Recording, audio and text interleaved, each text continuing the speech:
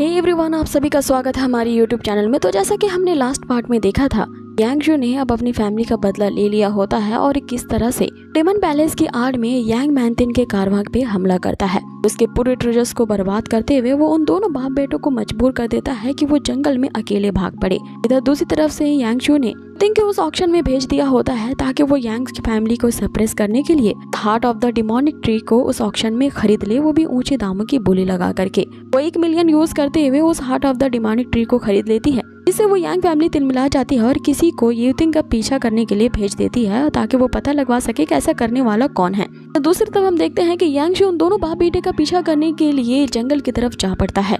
अब यहीं से इस पार्ट की शुरुआत होती है जहां हम देखते हैं कि यांग मैनतिन और उसका बेटा बुरी तरीके से फंस चुका होता है। वो उस नकाबपोश को अब कुछ पैसे देने का ऑफर करने लगता है। हालांकि वो नकाबपोश और कोई नहीं बल्कि यांग शू ही है, लेकिन अपनी आइडेंटिटी वो अभी रिवील नहीं करता। आगे वो मैनतिन उससे आग्रह करता है कि डेमन पैलेस और यांग फैमिली के बीच तो काफी अच्छे संबंध है, तुम्हें हमें इस तरह से मारने की कोई जरूरत नहीं है। अगर तुम हम दोनों को यहाँ पे जिंदा छोड़ देते हो तो तुम जितने पैसों का डिमांड करोगे उतना हम देने के लिए तैयार हैं। इस पे यांग शू एक शब्द भी नहीं बोलता, जिसपे मैनतियान जो होता है अब उसे कुछ बैंक के कार्ड्स देता है और कहता है कि तुम जितनी चाहे मनी इससे अनलिमिटेड निकाल सकते हो बैंक से।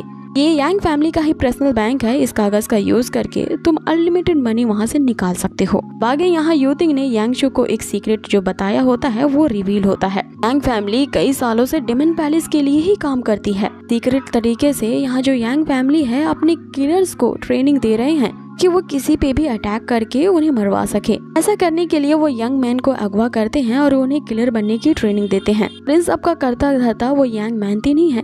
पैसों के लेन देन के मैटर्स वही मैनतियान ही हैंडल करता है और उसका बेटा भी इस चीज में बराबर का ही भागीदार है।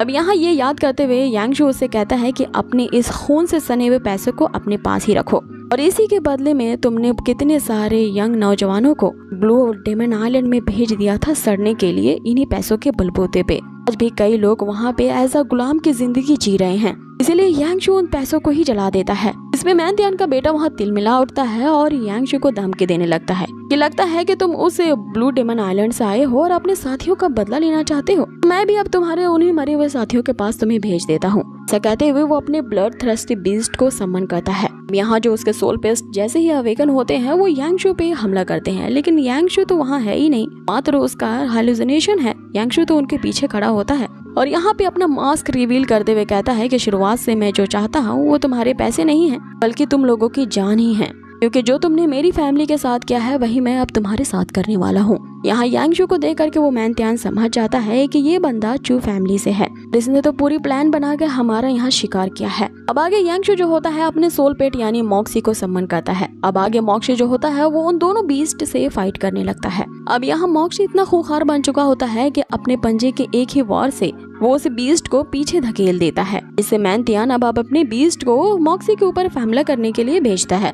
जैसे ही मॉक्सी पे हमला करने के लिए वो बीस्ट जो होता है उसके अराउंड एक रेड रिंग वाली ऑरा से वो मॉक्सी को कैप्चर कर लेता है, जिससे वो जो मैनतियान का बेटा होता है ये देख के हंसने लगता है और कहता है कि हम दोनों बाप बेटे के जो बीस्ट हैं इन दोनों की अगर फाइटिंग स्किल्स एक साथ जुट जाए तो ये छोटा सा फॉक्स हमारा कुछ भी नहीं बिगाड़ सकता। अब इसके बात पे यहाँ पे यांग शू हंसने लगता है कि तो चलो फिर देखते हैं कि तुम बाप और बेटे साथ मिलकर के मेरा क्या बिगाड़ लोगे। अब आगे मॉक्सी पे लगातार वो दोनों बीस्ट बारी बारी से अटैक कर रहे होते हैं, लेकिन मॉक्सी पे जरा भर भी इफेक्ट नहीं होता। ये देखते हुए जो मैनतियान का बेटा है वो सीधा यहाँ यांग शू पे कूद पड़ता है उसे मारने के लिए।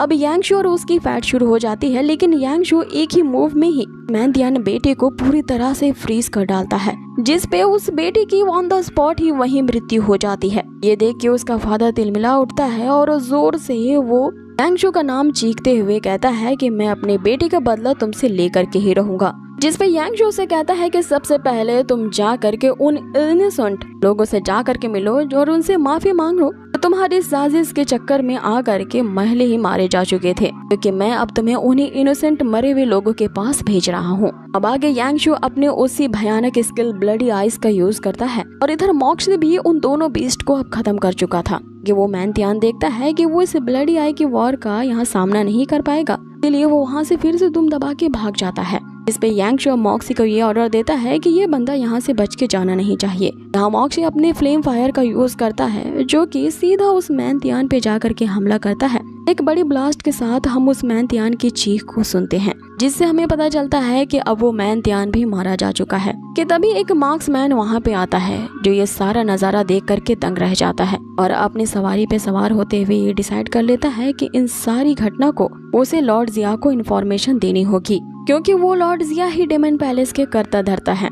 आगे उस बंदे को ये कहते हुए यहाँ यांगशु ये सुन लेता है। अब यही ये सीन चेंज होता है और हमें फिर से उसी ऑक्शन का सीन दिखाया जाता है, जहाँ पे ऑक्शन की नेक्स्ट आइटम पेश की जाती है, जो कि एक 6th level of soul armour होता है। और यही आइटम यांगशु ने ही उस ऑक्शन में भिजवाने के लिए यूतिंग से कहा था, ताकि यांग फैमिली इस ट्रेजर को खरीदने के लिए अपने पूरे पैसे यहाँ पे गंवा दे। लेकिन यहाँ पे पासा तब पलट जाता है जब यांगशु के ही ग्रैंडफादर जो होते हैं उस सोल आर्मर के लिए चू फैमिली की तरफ से $4 मिलियन की यहाँ पे बोली लगा देते हैं। इस पे उसके बंदे उससे पूछने लगते हैं कि आखिर हम ऐसा क्यों कर रहे हैं। तो यहाँ यांगशु के ग्रैंडफादर ये जवाब देते हैं कि उस लड़की ने बोली को ऊंचा करके यांग फैमिली को अच्छा सबक सिखाया है। इस यांग फैमिली से तो हमारा बदला लेना बनता है, इसीलिए मैं उस लड़की के यहाँ पे मदद कर रहा हूँ ताकि बोली को और ज्यादा से ज्यादा ऊंचा उठा सकूं। जिसपे वो लॉबिन कहता है कि लगता है ये बुढ़ा हमारी यांग फैमिली के बीच में जरूर रोड़ा बन रहा है। तो क्या हमारे पास अब इतनी रकम बची हुई है कि हम उस सोल आर्मर को खरीदने के लिए 4 मिलियन से भी ज्यादा रकम खर्च कर पाए। लेकिन वो लॉबिन यहाँ पे ओचू फैमिली को नीचे गिराने की आड़ में इतना ज्यादा आगे बढ़ चुका था कि वो 450 मिलियन की बोली लगा देता है। लेकिन अब यांगशु के जो ग्रैंडफादर होते हैं उनके पास भी इतनी रकम नहीं होती है वो इससे ऊंची बोली लगा सके।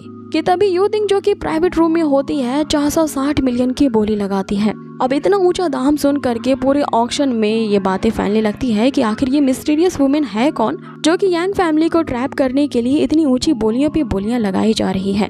और ये तो पूरा प्लान करके आई है कि आज यांग फैमिली के खिलाफ खड़ी होकर के ही रहेगी। जिसपे लॉबिन अपने ग्रैंडफादर से कह रहा होता है कि आखिर इसकी इतनी हिम्मत कैसे हो गई हमारी फैमिली से पंगा लेने की, और कौन इस कॉन्टिनेंट में हमारी फैमिली के बराबर आ चुका है, तो हमसे पंगा लेने की ये साजिश कर रहा है।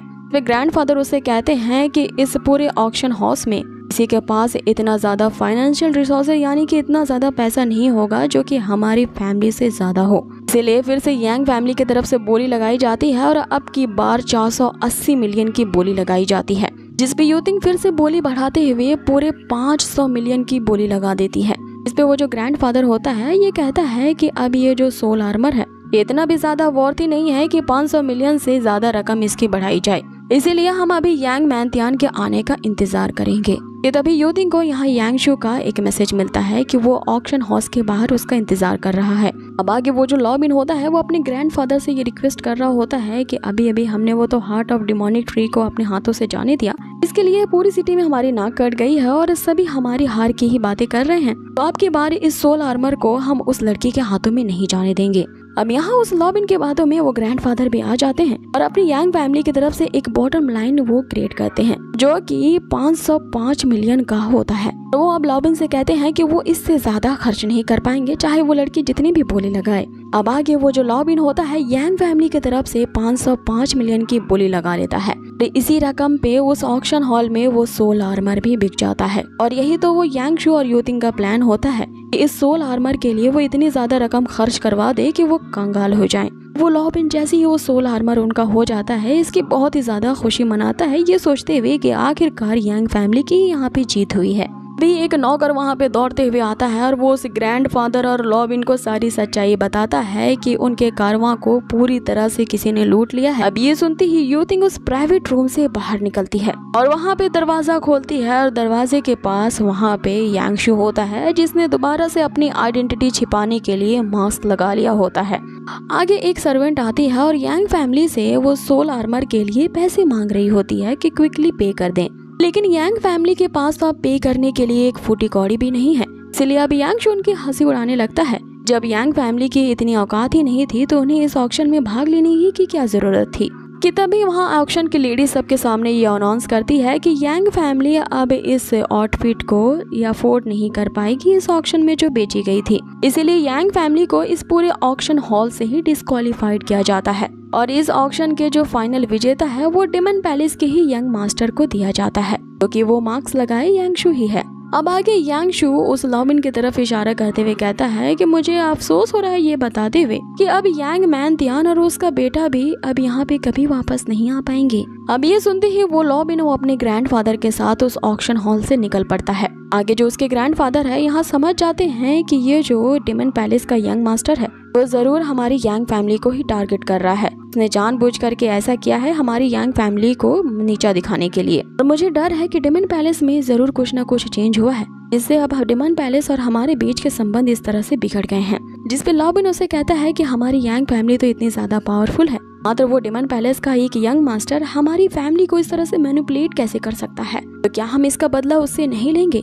ग्रैंडफादर उससे कहते हैं कि मैंने कभी नहीं सोचा था कि हमारी यांग फैमिली से कोई इस तरह से बदला लेने की भी सोच सकता है। मुझे इसकी तह तक जाना होगा और उस डेमन पैलेस का आखिर ये यंग मास्टर कौन है इसके बारे में पता लगवाना ही होगा। इस पे लाओशिन उससे कहता है कि अगर मेरा बड़ा भाई लाओशिन यहाँ पे होता तो उसके सामने ये डेमन पैलेस का यंग मास्टर तो नहीं टिक पाता। आगे हमें एक नए विलेन के बारे में दिखाया जाता है जो कि लॉबिन का ही भाई लाओशिन है। अब ये यांग फैमिली में जैसे ही कोई मरता है एक नया विलेन आ जाता है। आखिर कितनी तादाद है इस यांग फैमिली की, तो एक विलेन के मरने पे तुरंत ही नया विलेन आ जाता है। अब यहाँ यांग शू का मुकाबला इसी लाओशिन से होगा जो कि हम इसके नेक्स्ट एपिसोड में देखेंगे। सो गाइज आप लोगों को ये आज का एपिसोड कैसा लगा है मुझे कमेंट बॉक्स में जरूर बताएं, और हाँ वीडियो जरा से भी अच्छी लगी हो ना तो प्लीज इसे लाइक जरूर कर दें। बहुत ही जल्द मिलेंगे इसके नेक्स्ट अमेजिंग एपिसोड पे। Till then take care, stay healthy, good bye.